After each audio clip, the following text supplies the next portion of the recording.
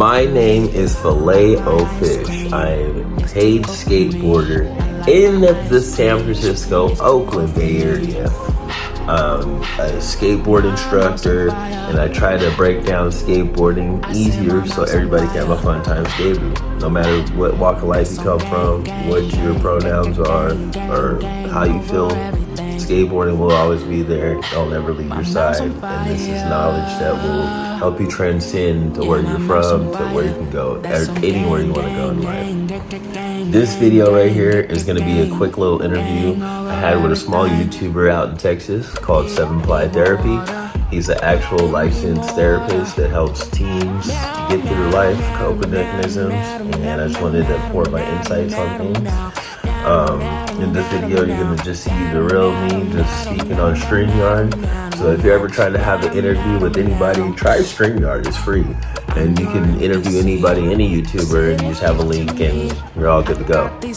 But this video just describing my feelings on skateboarding, my feelings on the world right now, the industry, a couple things going around. And if you like this video, please smash that like button. Please subscribe and share my videos so that YouTube algorithm knows that you like it and other people else will like it. And if somebody needs this for their mental health, they'll be able to get this information. But without further ado, here's the video. Thank you for watching. Right. Yeah, well, I'm a skateboard coach or instructor. I instruct people from, beginning, so like 8, to like 12, all the way up to like, adults trying to get back into skateboarding, from skating back in the 90s. And I'm trying to, it came with the thought and idea of, just getting better at skateboarding, but then it evolved to maybe skateboarding can help some mental health issues, that's going around, especially out here in California. A lot of people take, different things in order to kind of like calm down their mental health instead of taking care of it. And then it leads to a lot of spazzing out on people and stuff like that. In the last video I actually posted, I talked a little bit about how skating is a form of exercise, which helps release like serotonin and a lot of other feel good endorphins in the brain, which help a lot with depression, symptoms of depression. It helps with stress. It helps with like anxiety and a bunch of things like that. So you got on a skateboard in early 90s and that was it for you. You're like, I'm into skating.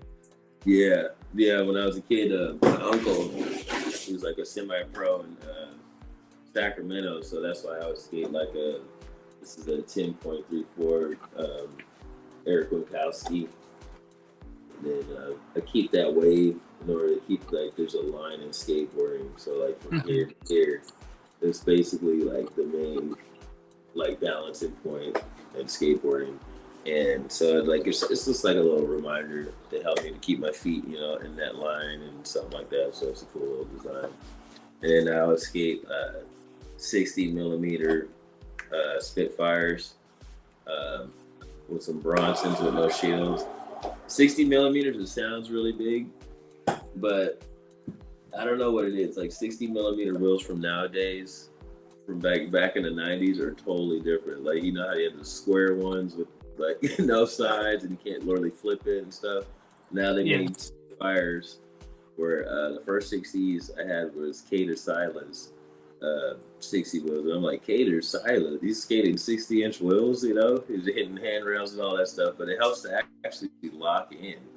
And like when you start doing more grinds and stuff like that, it makes it like so much easier to lock in, and you can just flip out of it. And I'm just like, whoa, that's so crazy. So it's kind of like a chess game, I guess, and madness of trying to figure out skateboarding that you'll like never be able to figure out, at the end of the day. But yeah, so it sounds like you were saying skating helped you kind of decompress and kind of help you get through those times, and you're still using it that way.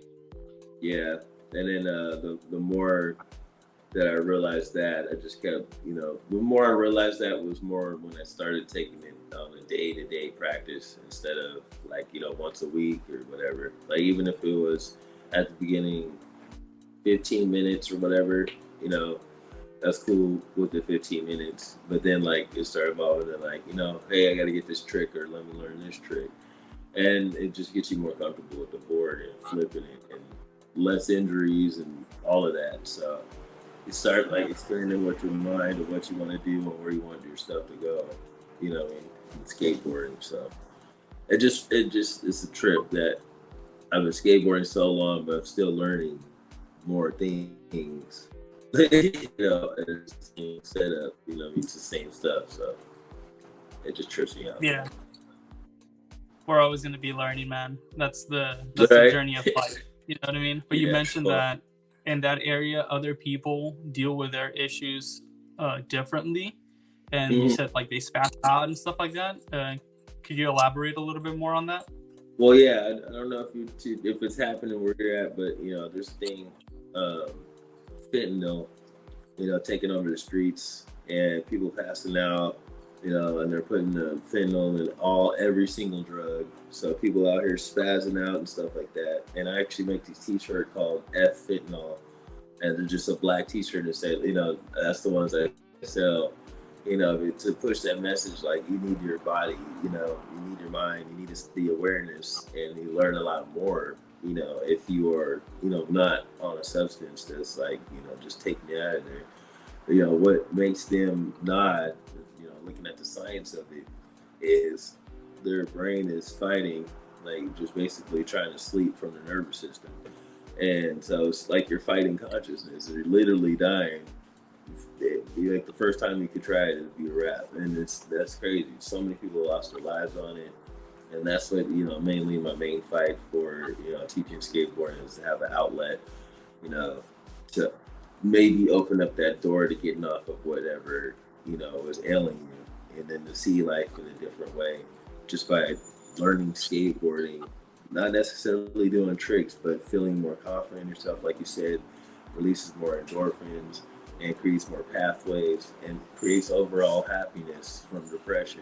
You gotta be emotion.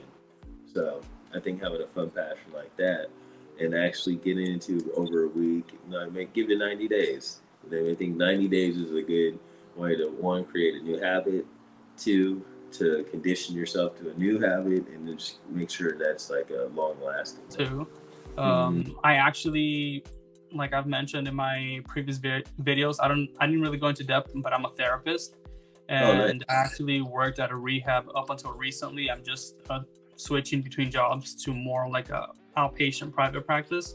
Nice. But at the rehab, we would the guys that we would work with, which were teenagers from the ages 13 to 18, would stay there from anywhere between 120 days to 160 days. Because the whole 90-day period where it takes you that long to kind of break an old habit and create a new one. And sometimes it's just like recognizing, am I replacing one addiction with another? Like, for example, am I replacing my drug use with the addiction of skating, right? Or am I replacing it with the addiction of art or music or things like that? Which, yes, it can still be problematic, but in the end, I would argue that art, music, and like skating are definitely like healthier outlets for teens to be on rather than, using drugs. Subscribe to this guy's channel, and then check out my channel too if you want to learn some skateboard stuff, or if you just want to skateboard and you want to showcase your stuff too.